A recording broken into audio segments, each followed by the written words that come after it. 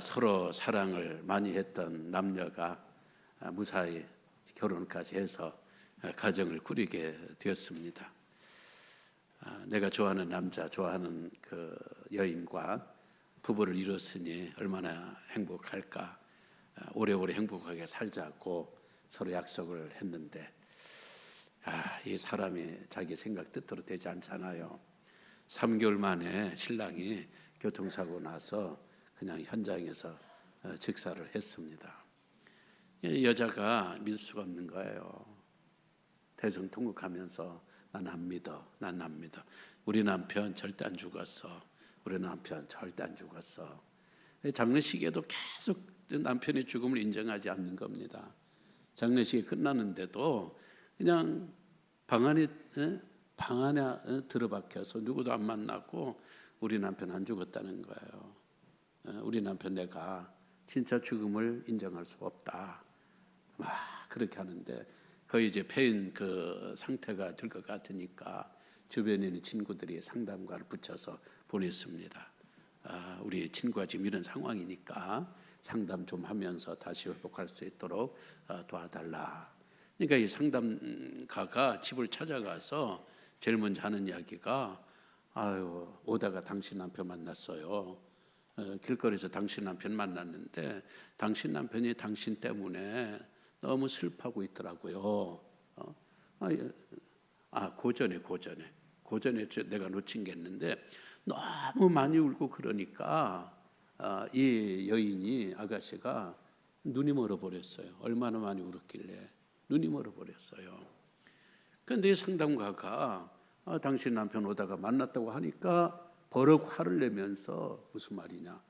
우리 남편이 죽었는데 죽은 남편이 어떻게 거리에 있고 죽은 남편이 어떻게 당신을 만날 수 있단 말이요 하면서 눈이 번쩍 떠버렸어요.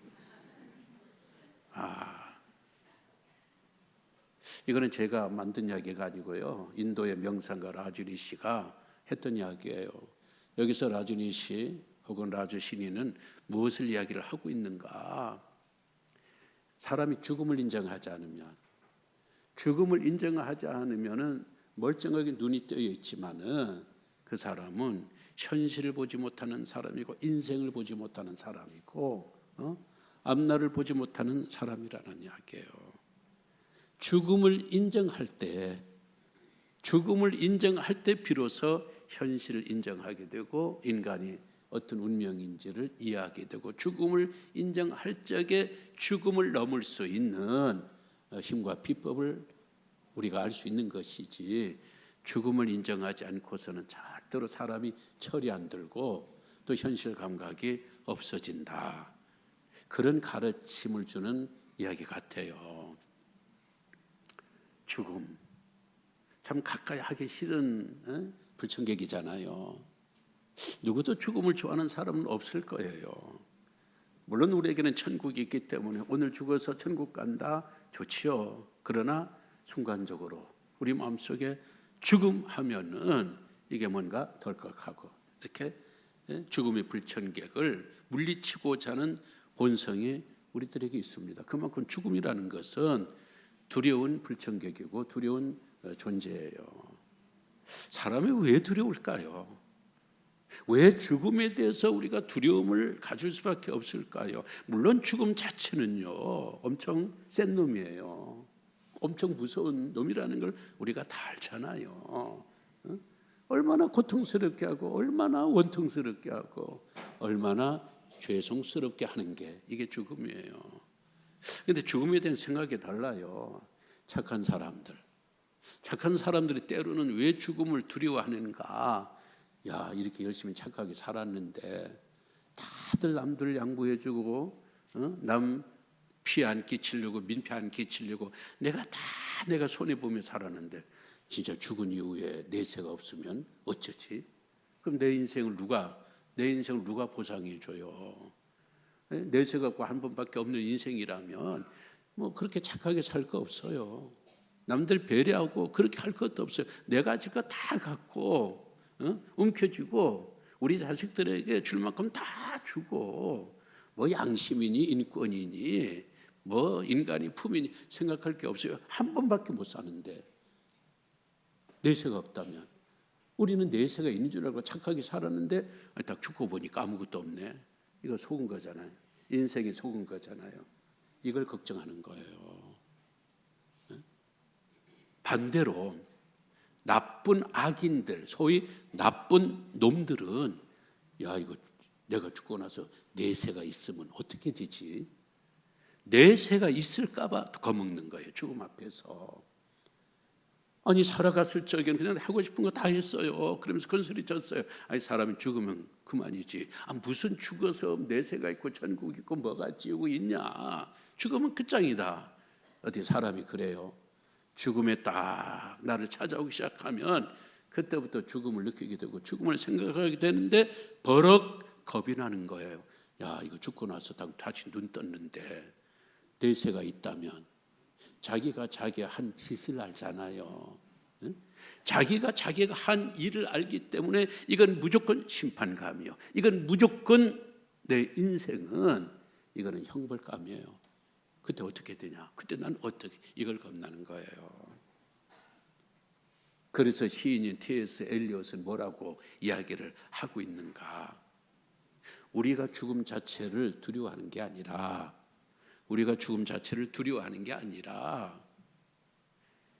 죽음 이후에도 뭔가 있을까 봐 그걸 겁낸다. 그렇게 이야기했어요. 죽음 이후에 뭔가 있을까 봐. 그게 뭐예요? 내세예요. 그게 다음 세상이에요. 그게 천국이든 지옥인 거예요. 차라리 살다가 다 죽고 끝장내버리면 너도 나도 다 그렇게 돼버리면은 뭐 나만 죽냐? 뭐 죽으면 그만이지. 그때 그냥 잠들기 전에 우리가 몇 분 몇십 분 참아버리면 되는 것처럼 직전에 깜짝 두렵고 죽어버리면 무인데 뭐가 무서워? 차라리 그러면 좋은데 혹시나 죽음이 끝이 아니라 죽음 이후에 뭔가 있다고 그런다면 이게 겁이 난다는 거예요. 참 이 죽음이라는 게요. 들어갔다가 나온 사람이 없으니까 그래서 두려워하는 겁니다. 만 죽었다가 나온 사람이 있다고 생각해 봐요. 죽었다가 어느 사람 나왔대. 그럼 나도 나올 수 있는 게 아닌가? 어떤 요만한 희망이라도 있으면 그래도 이렇게까지 무섭지는 않을 거예요. 근데 죽음이 얼마나 센 놈인지, 죽음의 문이 얼마나 방호벽이 말이죠. 죽음의 방호벽이 얼마나 센 건지 여지까지 아무도 뚫은 적이 없어요. 지금 작년 11월로 그 세계 인구는 80억이에요. 80억 곱하기 인류에서 지금까지 앞으로 있을 때까지 인구의 숫자를 상상해봐요. 인간이 만든 그 숫자 속에 이거 셀 수가 없어요. 모리알보다도 더 많다고 했는데 이걸 어떻게 셀 수 있는 셈법이 어디 나오겠어요? 근데 이렇게 많은 사람들 가운데 죽었다가 나온 사람이 없어. 나온 사람. 죽음의 문을 열고 나온 사람이 없어요. 우리 인간이 얼마나 영리하고 얼마나 인간의 기술이 좋습니까? 우리가 뚫지 못하는 바위가 어디 있습니까? 저기 한국 사람들 이 터널 뚫는데 굴 뚫는데요. 대단해요, 대단. 뭐 지방으로 저기로 가보세요. 그 산 밑에 그 길을 특히 바위 덩어리가 이런 것들이 있을 텐데 그걸 어떻게 뚫었을까요? 우리가 뚫지 못하는 게 없어요. 해저 터널까지도 뚫어버리잖아요.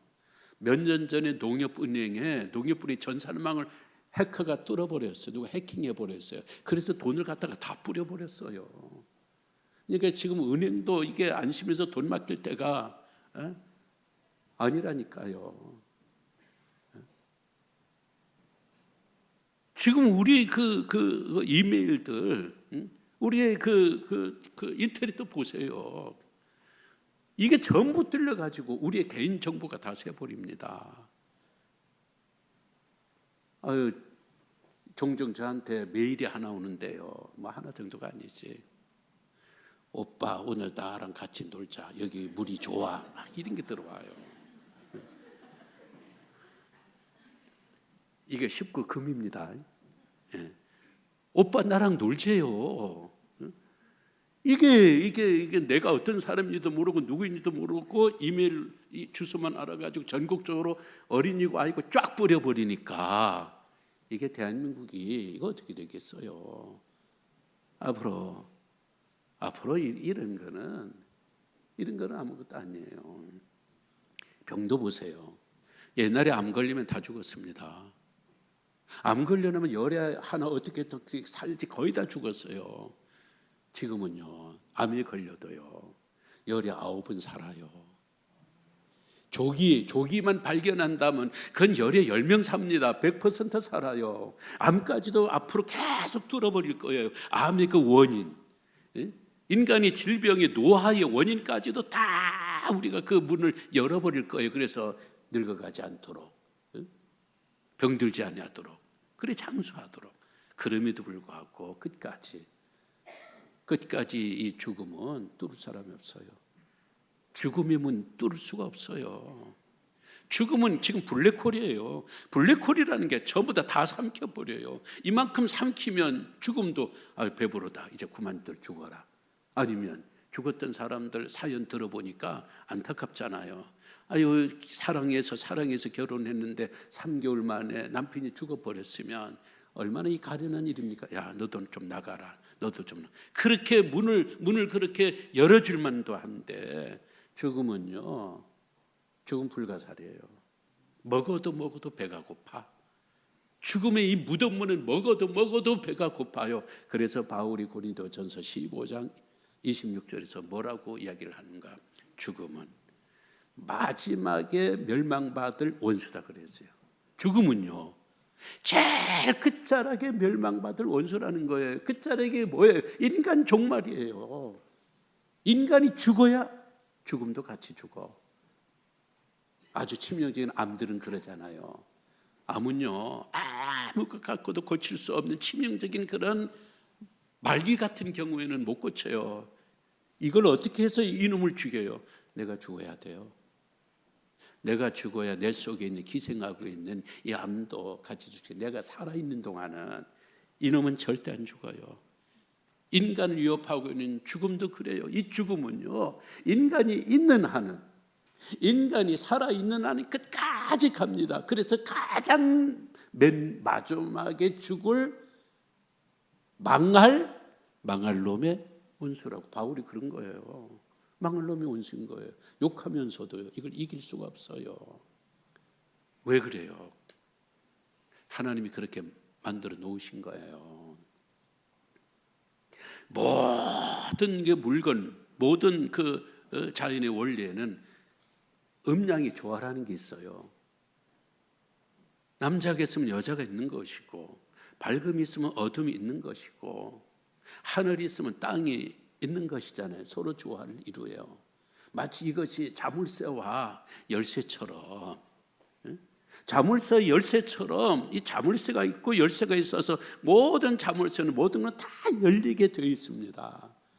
우리 교회 유충상 한수 집사님, 이분이 자물쇠 이 스마트키 공장을 크게 해요. 우리 한국의 이 국내 내수를 거의 독점할 정도니까 아주 가니까 뭐 별의별 자물쇠, 뭐 버스에 있는 거, 승용차에 있는 거, 집에 문에 있는 거, 탱크에 들어갈 거, 트랙터에 들어갈 거, 택시에 들어갈 거. 이게 키들이 말이죠. 키가 있어야 좋은 택시든 좋은 차든 키가 없다고 생각해봐요. 암만 좋은 차 만들어도요, 시동 키가 없으면은요, 끄는 키가 없으면은 그건 아니잖아요. 모든 자물쇠는 열쇠를 함께 같이 만듭니다. 열쇠를 같이 만들어 주지 않으면은 그건 자물쇠는 의미가 없는 것이죠. 죽음은 말이죠. 죽음은 하나님께서 키를 안 만드신 거예요. 하나님이 모든 것들은 다 만들어 놓고 이렇게 음양의 조화를 맞춰서 자물쇠가 있으면 키를 함께 같이 만들어 놓으면서 하나님은 어쩌자고 죽음은 들어가는 문은 있는데 나오는 문은 없도록 만들어 놓으신 거예요. 죽음의 문이라는 것을 한번 딱 닫아버리면 나의 죽음을 그 어떤 눈물로도 어떤 사정으로도 어떤 안타까움으로도 어떤 의사도요 내 죽음의 문을 열 수가 없어요. 왜? 하나님이 죽음의 문을 안 만드셨다니까요. 왜 안 만드셨을까? 우리 인간에게 필요 없는 거였어요. 원래 하나님께서 우리 인간을 만드실 적에는 우리 인간은요 영원히 살 수 있는 존재도 아니고 우리가 꼭 죽어야 되는 존재도 아닙니다. 생명과를 주시고 선과 악을 알게 하는 그 나무를 주시면서 너희들은 영생할 수도 있고 너희들은 죽을 수도 있다. 그 중간 단계에서 우리를 주셨어요. 하나님은 굉장히 긍정적이신 분이고 하나님은 굉장히 선하신 분이니까 이게 지금 죄를 짓고 지옥에 갈 이거는 하나님께서 염두에 두지를 않으셨어요. 에덴 동산에서 행복하게 살 수 있도록 하시면서 왜 죽음을 만들어 놓으셨는가? 죽음은 사탄을 위한 거예요. 사람을 위한 게 아니에요. 사탄을 가둬야 되잖아요.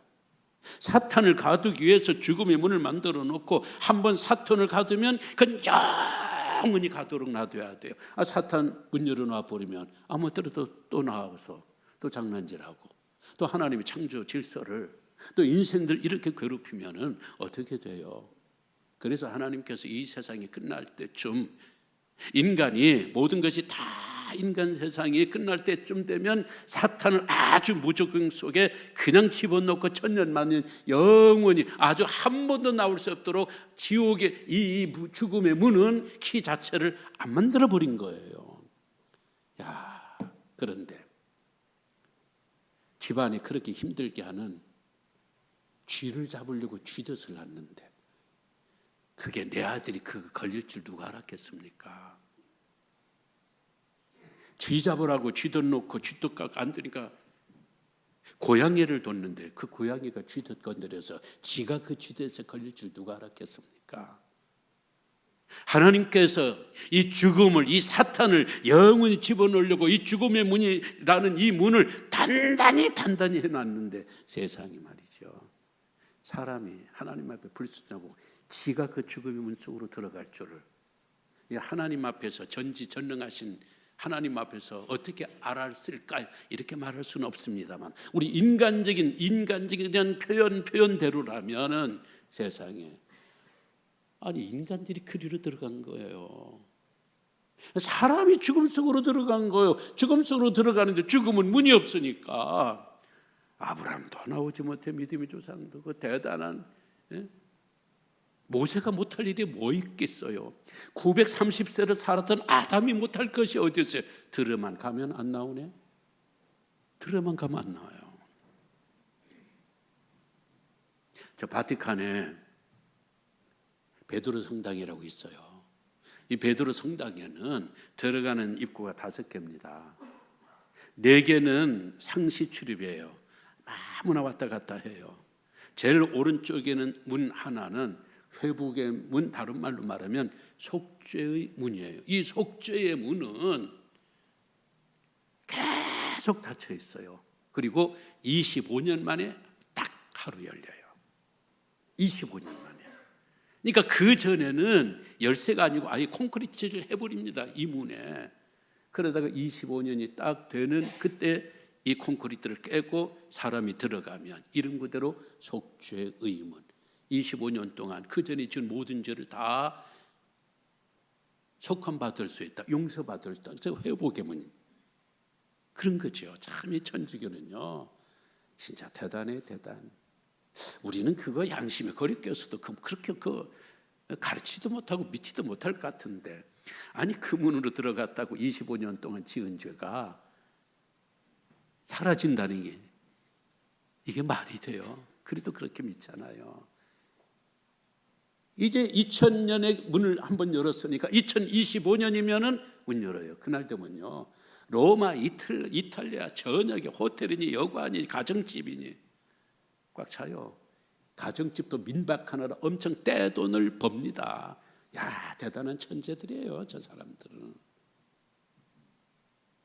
우리 좀 그랬으면 좋겠어요.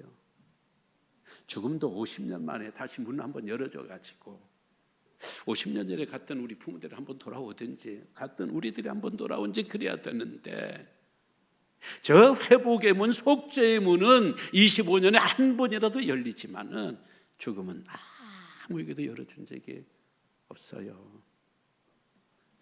그런데 오늘 그 문을 여신 분이 계셔요. 2000년 전 오늘 그 문이 열린 거예요. 그 방호벽이, 죽음이라는 방호벽이 이게 뚫린 거예요. 이게 부활절이잖아요.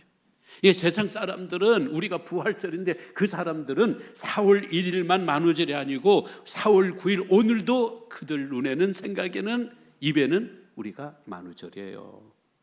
야, 저 교회 다니는 사람들, 야, 말이 되냐? 아니, 그 예수가 죽었다 살아나고 저들도 죽으면 산대. 그 말이 되냐? 말이 되냐? 저 속고 있다는 거예요. 속고 있다는 거예요. 그러면서도 왜 안 부럽겠어요? 이왕이면 자기네 종교에서도 나중은 어떻게 되더라도, 죽은 이후에는 어떻게 되더라도 좀 부활할 수 있다는 것, 좀 그런 거를 신념으로라도 믿고 싶어요. 그런데 감히 부활을 주장할 수가 없어요. 왜? 석가모니 무덤이 이만하거든요. 공자님 무덤이 이만하거든요. 마호메트의 무함마드의 무덤이 이만큼, 이걸 관광지화, 성역화하고 너무 자랑을 해놨기 때문에 이제 와서 우리 교주가 부활했다. 이거는 말해봐야 누가 믿지도 않고. 그러니까 우리 기독교를 조롱하고 비아냥거리고, 세상에 어떻게 사람이 죽었다가 살아날 수 있고 그것을 믿는 저 사람들이 도대체 제대로 정신이 있는 사람이냐 하면서도 죽음 앞에서는 우리의 신념이라면, 우리는 신앙이지만 그들은 그 신념이라고 하는 그 신념이 그들에게는 부러운 거예요. 그들에게는 부러운 거예요. 대단한 종교잖아요. 감히 죽음을 공격하고 죽음을 넘어설 수 있는, 죽음을 이길 수 있는 그런 믿음이 있다는 게, 이게 이 기독교는 이 자체만도 엄청난 거예요. 그 어떻게 해서 한 번도 열어본 적이 없는, 한 번도 뚫리지 않는 이 죽음의 문이 뚫리게 되었을까? 하나님이 여신 거예요. 하나님. 2절의 말씀 봐요. 2절, 큰 지진이 나며 주의 천사가 하늘로부터 내려와 돌을 굴려내고. 큰 지진은요, 단순히 예수님의 그 시신을 가로막고 있는 그 돌문만을 원하는 게 아니에요. 우리가 종교적으로, 영적으로, 교리적으로 해석을 하면 수많은 사람들이 갇혀 있는 이 돌문 얼마나 강해, 한 번도 열어본 적이 없는, 어떤 분도 몇십 년 안 열면요 그냥 문짝이 그래가지고 못 엽니다. 키가 있어도 못 열어요. 오늘 이 죽음의 문을 열기 위해서는 그냥 열 수가 없어요. 하나님의 엄청난 힘으로 지진 막 다 흔들어 버린 거예요. 이 죽음의 문을 다 흔들어 버린 겁니다. 성경에서 지진이라는 말은 하나님의 임재와 강림을 뜻합니다. 하나님께서 이 죽음의 현장 가운데 오셔가지고 흔든 거예요. 지진이 나게 하고. 이 무덤 문을 하나님이 여신 거예요. 하나님. 왜 하나님 그 문을 여셨어요? 다른 문들도 열어줘야 하는데 왜 그 문만 여셨어요? 이 문 안에 누가 있느냐, 이 무덤 문 안에 누가 있느냐, 그게 중요한 거예요. 이 무덤 안에 있는 사람은 영생을 가지신 분이에요. 예수 그리스도는 이 땅에 오시면서 마리아의 몸을 입으시고 성육신 하면서 육신을 입으셨을 뿐만 아니라 그 속에 있는 그 하나님의 신성을 이 육체가 덮었어요. 육체는 죽었어요. 육체는 힘이 없어요. 호흡이 없어요. 그렇지만 그 속에 있는 하나님의 신성이 예수 그리스도 안에 숨죽인 듯. 왜? 하나님의 그 법칙에 순종하기 위해서 그 신성의 생명은 숨죽인 듯 죽은 육체 속에 갇혀 있어요. 그래서 하나님이 살리신 거예요. 죽은 사람 살려놓고, 나사로 살려놓고, 회당장 딸 살려놓고, 그래도 또 얼마 있으면 또 죽을 텐데, 예수님 그럴 뻔한 왜 하나님께서 직접 간섭하셔서 살려놓게 해서 그 속에 생명이 있기 때문에, 영생하는 생명이 있기 때문에 살려놓으신 거예요. 그리고 예수 그리스도가 하나님께서 살리신 것은 하나님 성부 하나님과 성자 하나님과의 약속이 있었어요. 세상에 오시기 전에. 성자 하나님 육신 입고 세상에 오시기 전에 하나님과 계약을 맺었습니다. 아버지, 나는 세상에 가서 인간들 안에서는 스스로 죄를 사함 받을 수 있는 길이 없기 때문에 내가 인간의 몸을 입고 세상에 가겠습니다. 그들의 죄를 지고 내가 십자가에서 죽겠습니다. 그 죄를 뒤집어서 나를 처형하시되 나를 죽게 하시되 그러나 나를 살려주셔야만 합니다. 오케이. 내가 널 살려준다. 성부 하나님과 성자 하나님 사이에 죽기 전에 세상에 오기 전에 이런 계약이 있었어. 이 계약에 근거해서 하나님께서 살려주신 거예요. 살려내신 것이죠. 뿐만 아니라 예수님께서 이 돌문을 열고 살아나신 것은 예수님 말씀대로 하신 거예요. 예수님의 말씀은 그 말씀의 권세 권위가 어느 정도인가? 온 천재가 다 성자 하나님 그분에 의해서 창조가 되었습니다. 그분이 세상 만물을 창조하신 거예요. 그런데 오늘의 말씀 보세요. 6절의 말씀. 그가 여기 계시지 않고 그가 말씀하신 대로 살아나셨느니라. 그가 말씀하신 대로. 그가 뭐라고 말씀하셨어요? 난 산다. 난 다시 살아날 거다. 뭘로 증거해 보라고? 요나를 봐라.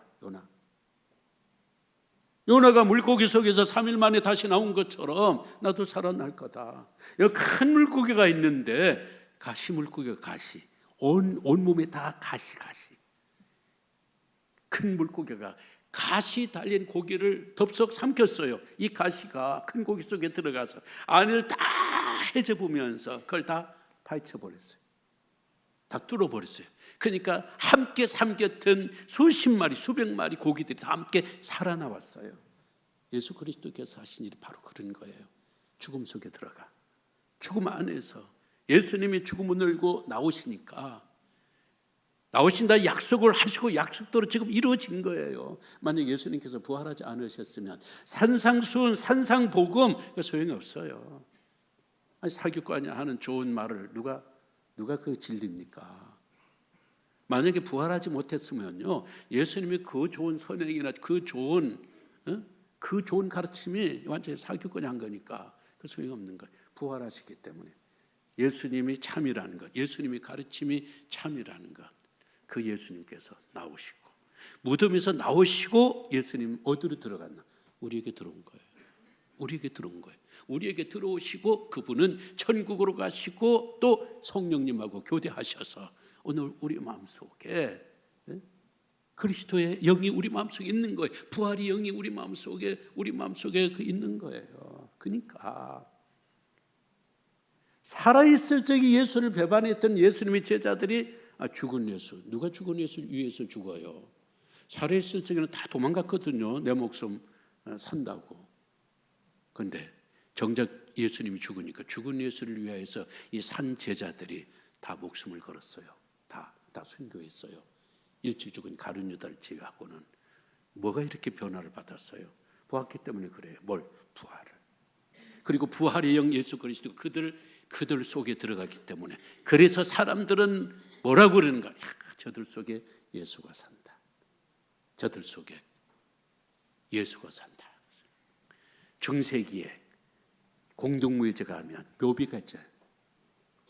묘비. 이 묘비에는 라틴어로 거의 경건했던 사람들은 라틴어로 적어놔요. 레시오 루감. 이 말은 나는 다시 일어날 거다. 나는 다시 지금 죽었지만 나는 다시 일어날 거다. 그런 믿음으로 죽은 거예요.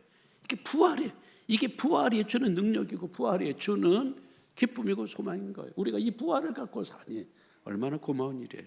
내가 그 안에 들어가기 얼마나 고마운 일이에요. 말씀을 맺습니다.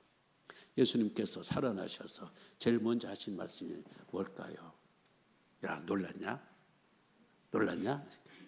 내 깜짝시에 놀랐냐? 내 살아날 줄 진짜 몰랐지? 야, 그 말씀을 하셨을까요? 아니지요. 9절 말씀.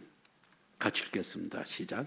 예수께서 그들을 만나 이르시되 평안하냐. 평안하냐. 평안하냐라는 말은 샬롬. 너희들이 샬롬이냐. 이 사람들은요, 며칠 동안 샬롬하지 못했어요. 마음에 참된 평화와 평강이 없어요. 너무 두려움과 떨림과 그리고 예수님 가시니까 너무 슬픔 속에서, 원통함 속에서, 두려움 속에 평강이 없었어요. 샬롬이 없었어요. 부활하신 주님께서 너희에게 샬롬이 있을, 앞으로 너희에게 샬롬이 있을 거다. 너희들에게 샬롬을 너희들에게 준다.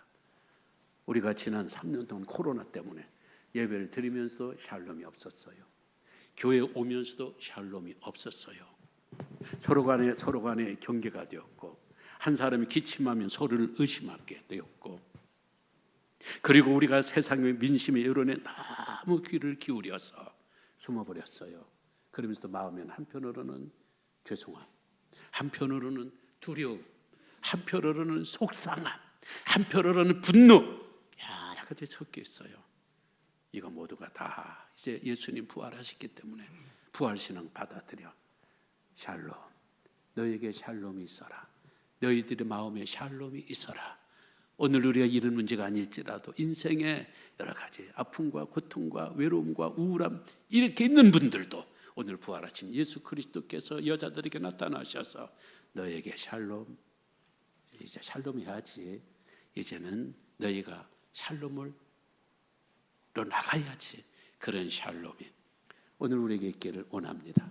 그래서 마르틴 루터는 뭐라고 이야기를 했는가? 나는 그리스도가 어제 죽은 것으로 살고 오늘 부활한 것으로 알고 내일 다시 올 것이라는 믿음으로 살 거다. 믿음으로 살라. 그런 이야기를 했습니다. 오늘 이 예수를 굳게 붙들고 우리가 지금보다 더 나은 충만한 성령 충만으로 에너지로 나갈 수 있는 우리 모두가 되시기를 주의 이름으로 기원합니다. 다 함께 일어나셔서 165장입니다.